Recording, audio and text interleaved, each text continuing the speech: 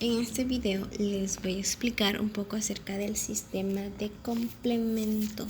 El sistema de complemento en sí es un conjunto de proteínas solubles que en sí estas proteínas solubles y receptores de membrana que funcionan fundamentalmente en la defensa del anfitrión contra los microbios y también en las reacciones inflamatorias. Estas proteínas solubles se producen específicamente en el hígado. Imaginemos que este es un hígado. También, además de las proteínas del complemento, producen las proteínas de la coagulación y también produce la bilis, el hígado.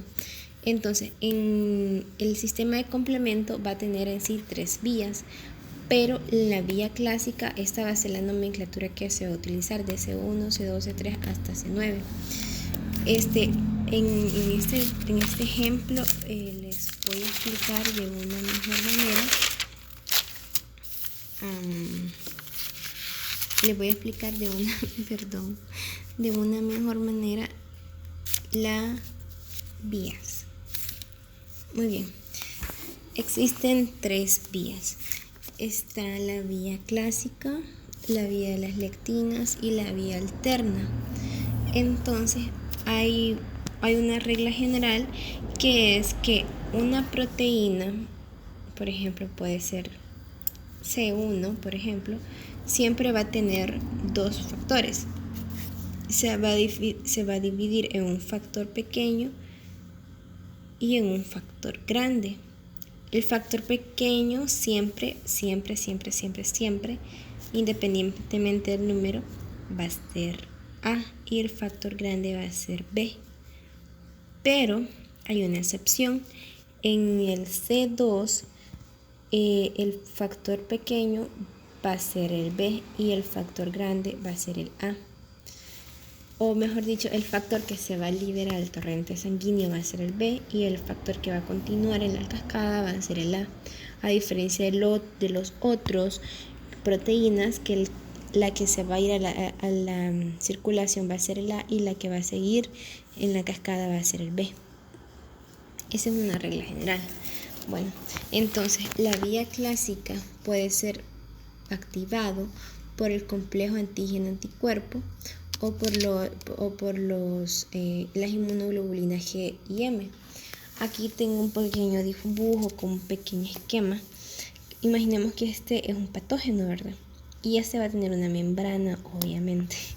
Entonces va a llegar el anticuerpo, que en este caso es una inmunoglobulina M, llega, se fija, él atrae a la C1, a la proteína C1.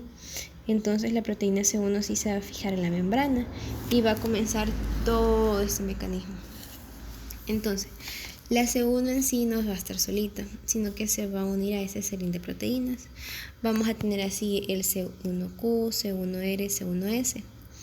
Este va a dar paso o va a haber una proteólisis para que exista la C4. Es decir, estas proteínas están inactivas en nuestro cuerpo, están inactivas. Cuando las produce el hígado están inactivas. Para activarse se necesita eso, se necesita que sea estimulado o que exista un complejo antígeno-anticuerpo que se encuentra en la membrana del patógeno y se active así la C1. Luego esta C1, C1R, C1S va a activar la C4. La C4 al activarse como que se va a romper y la C4A se va a liberar al torrente sanguíneo, a la circulación, y la C4B va a seguir en esta cascada que estamos haciendo. Luego después la C4 va a haber una proteólisis con la C2. Entonces en esta proteólisis recuerden que aquí hay un excepto, que siempre hay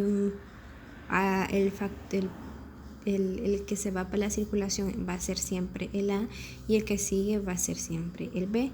Pero en la C2 hay una excepción, la que se va para la circulación va a ser el B y la que va a seguir aquí va a ser el A. En esta es la excepción.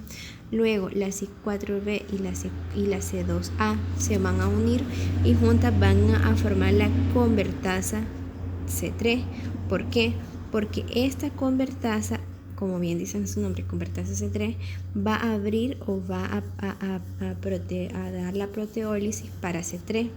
Entonces la C3 va a liberar su factor pequeño o menor a la circulación C3A, y el factor grande va a seguir en esta cascada, que sería la C3B. Entonces después esta C3B se van a unir a ellos. ¿Y de dónde salió esto? Pues de aquí mismo. Esto continúa. Este C4B, C2A se pasa para aquí. Entonces C4B, 2A se va a unir a C3B, y esto va a convertir a la convertasa C5. Como bien dice su nombre, la convertasa C5 va a dar una proteólisis para C5. Aquí ya estamos entrando a la vía común. Entonces la C5 va a haber una proteólisis, y esta va a liberar la C5A a la circulación y el C5B. Este C5B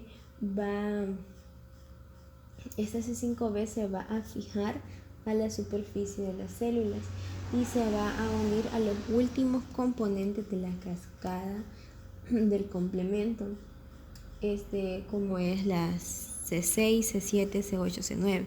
Se van a unir, y todos ellos juntos van a formar desde C5B